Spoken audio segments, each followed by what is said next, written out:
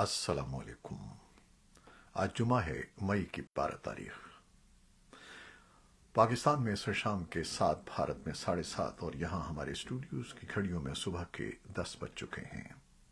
Voice of America Washington की Urdu service से मैं हूँ खालिद हमीद, खबरों के एक बुलेटिन के साथ। इस्लामाबाद हाई कोर्ट ने अल-कादिर ट्रस्ट केस में साबिक वजीर आजम इमरान खान की अबूरी जमानत 2 हफ्तों के लिए मंजूर कर ली है।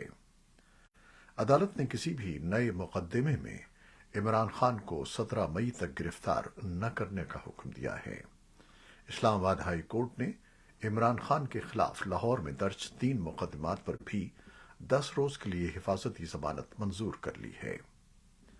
इस्लामाबाद हाई कोर्ट के जज जस्टिस तारिक महमूद जहांगीरी ने इमरान खान को पीर तक किसी भी मुकदमे में गिरफ्तार न करने का हुक्म दिया है।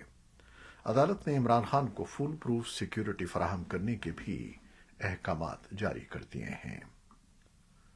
वफाकी वजीर दाखिला राना सनाउल्लाह ने कहा है कि 17 मई को हिफाजती जमानत की मियाद खत्म होने के बाद इमरान खान के खिलाफ कानून हरकत में आएगा। राना सनाउल्लाह का कहना था कि अगर इस्लामाबाद हाई कोर्ट के अहकामात के बावजूद भी इमरान खान को गिरफ्तार करने का जवाज हुआ तो उन्हें जरूर गिरफ्तार किया जाएगा। वजीर दाखिला का मजीद कहना था कि इमरजेंसी के नफाज का फिलहाल कोई फैसला नहीं हुआ। वजीर आजम शहबाज शरीफ ने कहा है कि इमरान खान के लिए सहूलतकारी की जा रही है। अदलिया इमरान खान को बचाने के लिए आहनी दीवार बन चुकी है। जुमे को विफाकी काबीना के इजलास से खिताब करते हुए वजीर आजम शहबाज शरीफ का कहना था कि किसी को कानून हाथ में नहीं लेने देंगे। रियासत की अमलदारी यकीनी बनाने के लिए हर हद तक जाएंगे। अमरीकी सेनेट की कमेटी बराए खारजा ताल्लुकात ने कहा है कि पाकिस्तान की सूरत हाल पर नजर रखे हुए हैं और कशीदगी कम करने की कोशिशों की तायीद करते हैं। 2 अमरीकी सेनेटर्स क्रिस वैन हॉलन और बेन कार्डिन ने भी वॉइस ऑफ अमेरिका से गुफ्तगू में पाकिस्तान के हालात पर तशवीश का इजहार किया है। सेनेट कमेटी के चेयरमैन सेनेटर बॉब मेंडिस ने अपने बयान में पाकिस्तान की हुकूमत पर इंटरनेट सर्विस बहाल करने के लिए भी जोर दिया है। उनका कहना था कि इंटरनेट की बंदिश पाकिस्तानी आवाम की आज़ादी और मालूमात तक रसाई जैसे हुकूक के मनाफी है। एमनेस्टी इंटरनेशनल और अक़वाम मुत्तहिदा समेत दीगर आलमी तंजीमों ने भी पाकिस्तान में इंटरनेट की बंदिश खत्म करने का मुतालबा किया है। रवां हफ्ते साबिक वजीर आजम इमरान खान की गिरफ्तारी के बाद से पाकिस्तान में मोबाइल इंटरनेट सर्विस बंद है। वफाकी वजीर खजाना इसहाक डार ने कहा है कि पाकिस्तान IMF मुआहिदे के साथ या उसके बगैर भी डिफॉल्ट नहीं करेगा। पाकिस्तान फंड के कर्ज प्रोग्राम की बहाली के लिए जरूरी इक़दाम करते हुए पहले ही तमाम शराइत पूरी कर चुका है। पाकिस्तान इस सिलसिले में अब मजीद कुछ नहीं कर सकता। इस्लामाबाद में सहाफ़ियों से गुफ्तगू में वजीर खजाना ने बताया कि हुकूमत ने पहले ही इस साल मई और जून में $3.7 अरब के कर्जों की बरवक्त अदायगी के इंतजाम मुकम्मल कर लिए हैं। न सिर्फ ये बल्कि उन्होंने दावा किया कि हुकूमत ने दिसंबर तक अदायगियों का भी इंतजाम कर लिया है। ये बयान एक ऐसे वक्त में सामने आया है जब बैनुल अक़वामी मालियाती फंड ने कहा है कि पाकिस्तान को बैनुल अक़वामी मालियाती फंड के बेल आउट पैकेज के तवील अरसे से ताख़ीर का शिकार नवे जायजे को कामयाबी से मुकम्मल करने के लिए इजाफी फाइनेंसिंग की ज़रूरत है। जुमेरात को वाशिंगटन में एक प्रेस कॉन्फ्रेंस में फंड के नुमाइंदे ने मजीद कहा कि पाकिस्तान के अदायगियों के तवाज़ुन के बहरान से निपटने के लिए IMF की जानिब से ज़ेर इल्तिवा बेल आउट फंड्स के इजरा की मंजूरी से कबल इजाफी मालियाती वादे जरूरी हैं। अक़वाम मुत्तहिदा के माहिरीन ने अफगानिस्तान की तालिबान सुप्रीम कोर्ट के एक हालिया ऐलान पर सख्त तशवीश का इजहार किया है, जिसमें संसार करने, कोड़े मारने और दीवार के नीचे दफन करने समेत सजाओं के इस्तेमाल की मंजूरी दी गई है। ماہرین نے کہا ہے کہ کوئی بھی غیر انسانی ذلت آمیز سلوک یا ظالمانہ سزائیں بین الاقوامی قانون کے منافی ہیں۔ انہوں نے کہا کہ ہم طالبان حکام پر زور دیتے ہیں کہ وہ فوری طور پر سزائے موت اور جسمانی سزا کی تمام اقسام بشمول کوڑے مارنا، ہاتھ کاٹنا اور دیگر جسمانی سزاؤں پر روک لگا دیں، جن میں سے ہر ایک تشدد اور غیر انسانی سزا کی دوسری شکل ہے۔ یوکرین نے 12 مئی کو باخموت میں کچھ پیش قدمی کا دعویٰ کیا ہے، جبکہ اس کی افواج کی دونیتسک شہر کے کنٹرول کے لیے روسی فوجیوں کے ساتھ سخت لڑائی ہو رہی ہے۔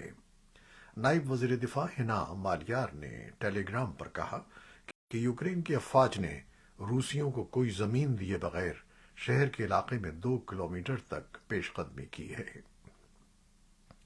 یوکرین کی مسلح افواج کے جنرل اسٹاف نے اس سے قبل یہ اطلاع دی کہ میدان جنگ میں یوکرین کے محافظوں نے گزشتہ 24 گھنٹوں کے دوران باخموت میں 44 روسی حملوں کو پسپا کیا اور ماسکو کی افواج نے باخموت فرنٹ لائن پر گولہ باری جاری رکھی، جو گزشتہ کئی مہینوں میں سب سے شدید لڑائی تھی۔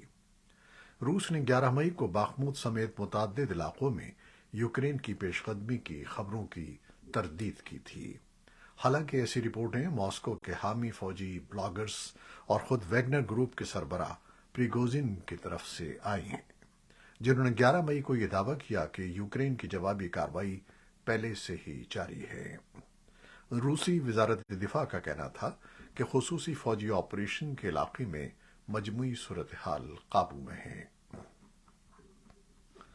امریکی حکام نے بتایا ہے کہ سوڈان کے متحارب فریقوں نے جمعرات کو دیر گئے ایک معاہدے پر دستخط کیے ہیں، جس میں انسانی بنیادوں پر امداد کی اجازت دینے کے رہنما خطوط طے کیے گئے ہیں، لیکن جنگ بندی پر اتفاق نہیں ہوا۔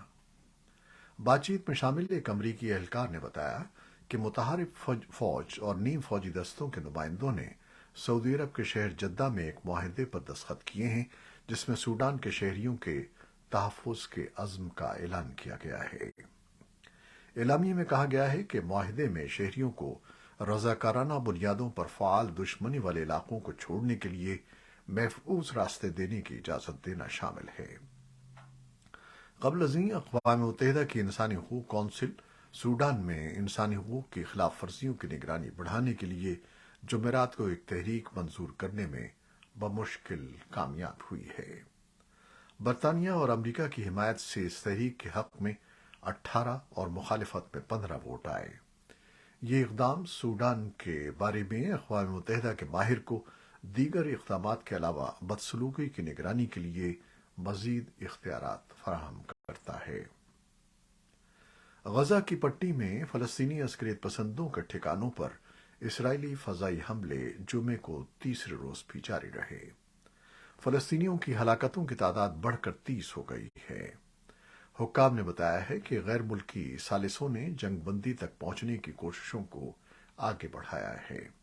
فلسطینی اسلامی جہاد کے عسکریت پسند گروپ کی جانب سے جمعرات کو اسرائیل کی طرف سے طویل فاصلے تک مار کرنے والے راکٹ فائر کیے گئے، جن سے اپارٹمنٹس میں رہنے والے ایک شخص کی موت واقع ہو گئی۔ اسرائیلی فوج نے کہا کہ اس کے جنگی طیاروں نے اسلامی جہاد کے راکٹ لانچروں کو نشانہ بنایا۔ ادھر غزہ کے رہائشیوں نے جنوبی شہر رافع کے قریب کھیتوں میں دھماکوں کی اطلاعات دی ہیں۔ فوری طور پر جانی نقصان کی کوئی اطلاع نہیں ملی۔ جمعرات کو تشدد کی وارداتوں سے پہلے دونوں فریق جنگ بندی کے دہانے پر نظر آ رہے تھے۔ آج جمعے کے روز نسبتاً خاموشی نے جنگ بندی میں پیش رفت کی امیدوں کو بڑھا دیا ہے۔ ترکیہ کے صدارتی الیکشن میں صدر رجب طیب ایردوان کے مد مقابل امیدوار کمال کلچ دارالو نے الزام عائد کیا ہے کہ روس انتخابات سے قبل سوشل میڈیا پر جعلی مواد پھیلا رہا ہے۔ انہوں نے کہا کہ اس جعلی مواد کے ذریعے ان کی کردار کشی کی جا رہی ہے۔ کمال کلچ دارالو نے روس کو خبردار کیا کہ اگر وہ انتخابات کے بعد بھی ترکیہ سے دوستانہ تعلقات جاری رکھنا چاہتے ہیں تو ان کوششوں سے باز آ جائیں۔ روس نے تاحال ان الزامات پر تبصرہ نہیں کیا ہے۔ गुज़श्ता साल के दौरान आलमी सतह पर अंदरून मुल्क बेघर होने वाले अफराद की तादाद रिकॉर्ड इजाफे के बाद 7 करोड़ से बढ़ गई है। नॉर्वे की महाजरीन काउंसिल की रिपोर्ट के मुताबिक सन 2021 के मुकाबले में बेघर होने और नकल मकानी करने वाले अफराद की तादाद में 20% इजाफा हुआ है। रिपोर्ट के मुताबिक पिछले साल नए अफराद की नकल मकानी के बड़े असबाब में एक तो यूक्रेन की जंग थी, जिसमें रिपोर्ट के मुताबिक 1 करोड़ 70 लाख अफराद बेघर हुए, और दूसरा पाकिस्तान में बड़े पैमाने पर सैलाब थे, जिनकी वजह से 80 लाख लोगों को अपना घर बार छोड़ना पड़ा। इंटरनेशनल क्रिकेट काउंसिल की नई वनडे रैंकिंग में पाकिस्तान की 1 दर्जा तरक्की, जबकि भारत की 1 दर्जा तनज़्ज़ुली हुई है, जिसके बाद पाकिस्तान ने दूसरी और भारत ने तीसरी पोजीशन संभाल ली है। आईसीसी की जानिब से आलमी वनडे रैंकिंग में सालाना अपडेट्स के बाद टीमों की रैंकिंग में रद्द-बदल हुआ है। ऑस्ट्रेलिया, पाकिस्तान और भारत के पॉइंट्स में इजाफा हुआ है। पॉइंट्स में इजाफे से ऑस्ट्रेलिया की दर्जाबंदी में इसलिए फर्क नहीं पड़ा क्योंकि वो पहले ही नंबर 1 पोजीशन पर है, अलबत्ता उसके सबसे ज्यादा असर भारत और पाकिस्तान की टीमों पर पड़ा है। आईसीसी की सालाना वनडे रैंकिंग में अपडेट्स के बाद ऑस्ट्रेलिया के पॉइंट्स की तादाद 113 से 118 हो गई है, जिसके बाद उसकी पहली पोजीशन बरकरार है। ये थी वो खबरें जो फेसबुक लाइव पर हमने आपके लिए पेश की। हमारी वेबसाइट, यूट्यूब, पॉडकास्ट पर यह बुलेटिन आपके लिए पोस्ट कर दिया जाता है। आप हमारे बुलेटिन को शेयर करते हैं और अपने कमेंट्स में अपनी मोहब्बतों और दुआओं का इजहार करते हैं, जिसके लिए हम आपके बेहद ममनून हैं। अपनी इन कोशिशों को जारी रखिएगा। न्यूज़ एडिटर बहजत जिलानी के साथ खालिद हमीद को अब इजाज़त दीजिएगा। अल्लाह हाफिज।